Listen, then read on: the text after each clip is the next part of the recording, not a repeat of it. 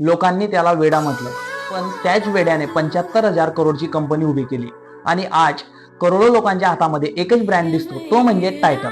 Titan हा फक्त brand नाही तर भारताचा बदलता माइंडसेट आहे.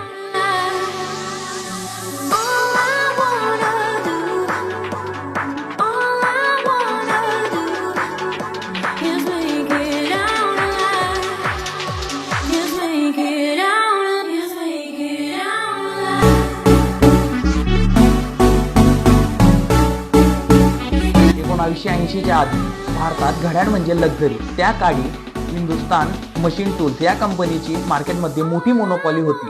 इम्पोर्टेड वॉच महाग होत्या आणि लोक वर्षानुवर्ष एकच वॉच वापरत होते. घड्याळ हे फॅशन नाही, ते फक्त वेळ दाखवण्याची मशीन होती. म्हणजेच डिझाईन, मॉडर्न लुक आणि स्टाईल हे भारतात नाहीच. जग बदलत होतं, पण भारत जुन्या टेक्नॉलॉजीमध्ये अडकला होता. तेव्हा एंट्री झाली झेकसेक देसाईंची.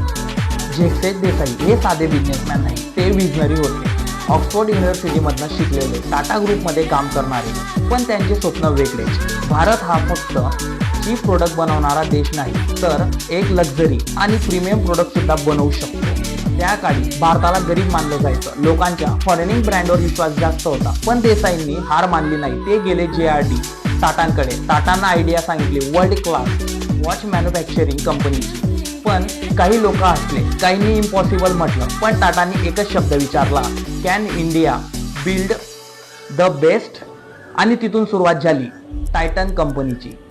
टाटा ग्रुप आणि तमिळनाडू गव्हर्नमेंट यांनी भारतामध्ये टायटनची ऑफिशियली सुरुवात 1984 मध्ये केली आणि त्या काळी हिंदुस्तान मशीन टूल्स या कंपनीची मोठी मोनोपॉली होती. म्हणजेच लोक टायटनवर विश्वास ठेवत नव्हते, पण टायटनकडे जिद्द आणि संयम होता. टायटनने फॉरेनिंग टेक्नॉलॉजी डेव्हलप केली, मशीन इम्पोर्ट केल्या. सुरुवातीला प्रॉफिट नाही, रिस्क मोठा, पण टायटन तिथे थांबली नाही. कारण टायटन फक्त वॉच बनवत नव्हती, तर भारताचा कॉन्फिडन्स बनवत होती.